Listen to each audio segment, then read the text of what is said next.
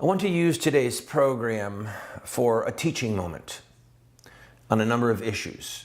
We will look at President Obama's speech, his little press conference, analyze it word by word. We'll look at Eric Holder's statement.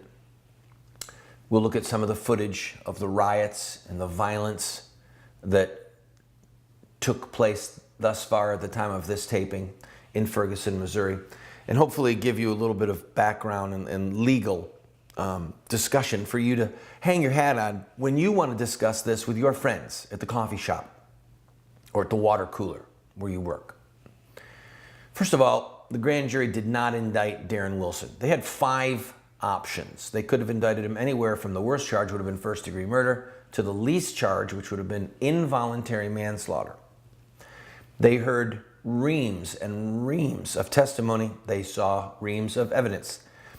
What the grand jury heard has now been made public, and various analysts are poring over what the grand jury heard, what the grand jury saw.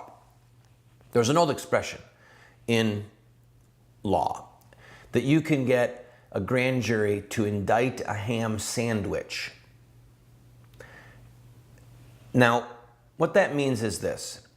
When a jury hears a case and then goes into the deliberation room to decide the guilt or innocence of a defendant, that jury is charged by the judge that they have to be beyond a reasonable doubt that the defendant is guilty. And a reasonable doubt means that any reasonable person goes, look, there's just no doubt. He did it, all right? There's footage of him pointing the gun and shooting the person in cold blood, and there's no reasonable doubt that would make me think he didn't really do it. You can come up with 1,000 scenarios in your mind what reasonable doubt means. But with a grand jury, they don't need to be beyond a reasonable doubt. They only need to have probable cause that he should be tried. Not that he's guilty, just that there should be a trial. And you only need 9 of the 12 jurors to vote for an indictment. Now think about that. With a jury, you have to have, whether it's a 6 or a 12-person jury, you need to have a unanimous decision that this person is guilty beyond a reasonable doubt. If even one juror says, no, I have this haunting doubt, he's not convicted. It's what's called a hung jury. But with this jury, this grand jury, which was comprised of 12 Americans, 3 of whom were African American, 2 African American women, 1 African American man, they never came to the place where there was 9 of them that said, yes, there's probable cause that he committed a crime that at least should be looked at by a jury of his peers. We don't even think that he should be tried. In other words, based upon the evidence, they exonerated him. Again, I want to say this. Based upon the evidence that they heard and that they saw, expert testimony, the pictures of the bruises on Darren Wilson, take a look at this one.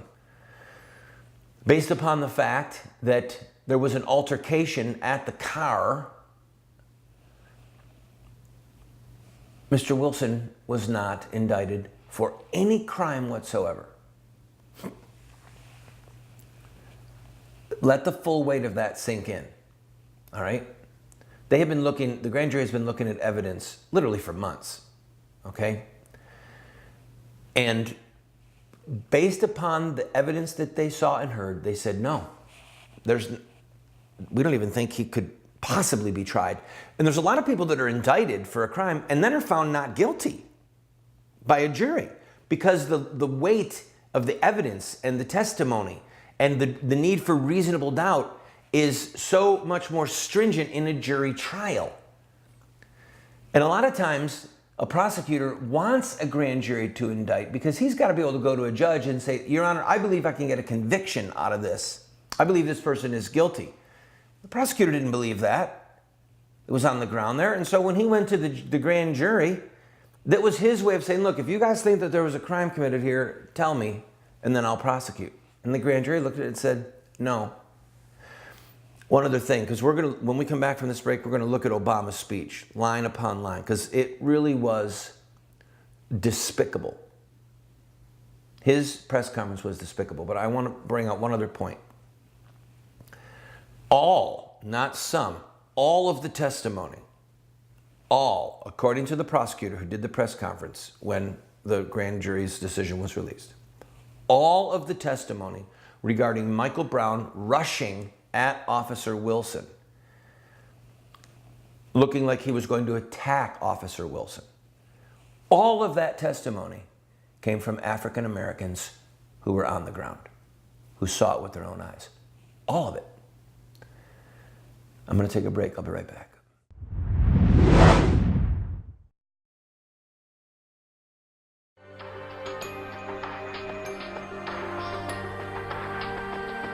You have two choices. I mean, you can try to raise your children by design, or you will raise them by default. There are no perfect parents.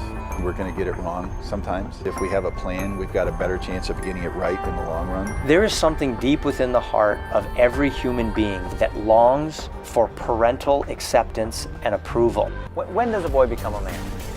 Get a group of guys around and ask them that question.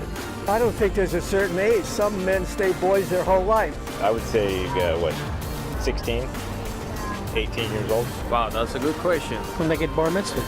Well, I think when he has a child. So I just became at 56, 56 years old. Without the power of the Holy Spirit changing us and giving us power over our sin, we can't hope to be the dads that our kids need us to be.